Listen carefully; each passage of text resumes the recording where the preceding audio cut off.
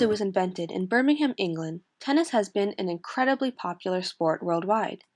Today, there are hundreds of tournaments for players of all skill levels. The oldest tournament, the Wimbledon Championship, began a long time ago, in London in 1877. Tennis is based on the principles of the Spanish and French game pelota, meaning ball, and the Greek game speristiki, meaning ball playing. After a lot of going back and forth, the rules that were decided on in 1877 are pretty much the same ones that are in use today. Tennis is played on a hard rectangular court with a net in the middle. It can either be played as singles or as doubles. And since the year 1913, there have also been mixed doubles with one woman and one man per team. The basic objective of the game is simple. Every time the ball goes over the net, you want to hit it back. This is called returning or receiving the ball. A point is won by the opposite side if the ball doesn't go over the net 2 times in a row, or if it bounces more than once on one side, or even if it goes outside the lines on the court. Now, tennis is a pretty easy game to pick up, but there are a few rules that you should know before you can start playing. Have you ever heard the saying, game, set, match? This originally came from tennis. A game in tennis is made up of a series of points. One player serves for the entire game, but for each serve, they have to switch sides of the court.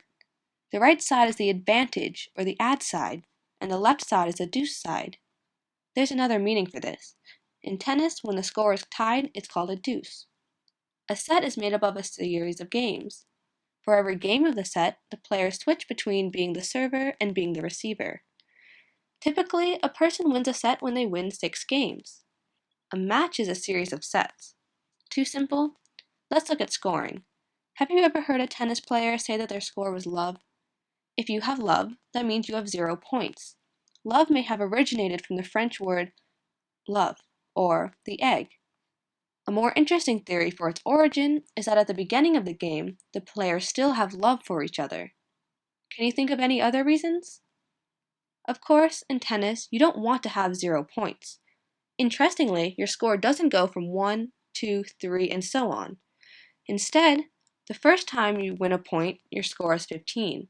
The second time, you have 30 points. The third time, you have 40. If you score again, you've won the game. Nice job. Remember, any tennis player needs to follow game etiquette. You can be fined for rude behavior. And among the more complex rules, I'm glad one rule has changed. Players used to not be allowed to jump up in the air due to a rule that required one foot to be on the court at all times. Thankfully, that rule was changed in the 60s. So, now that you know how to play tennis, you could get started right away. You would start in small, local tournaments at your school and work up to the biggest tournaments, the Grand Slam. These are the Australian Open in January, French Open in May and June, Wimbledon in June and July, and the US Open in August and September. You've probably watched them on TV. The Grand Slam tournaments are the most competitive, but there are smaller tournaments organized by the Association of Tennis Players and Women Tennis Association.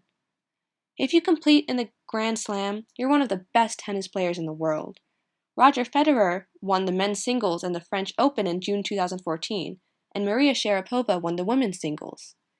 To become a professional tennis player, you need to be dedicated, hardworking, persevering, and especially be willing to train hours every day. What are you waiting for?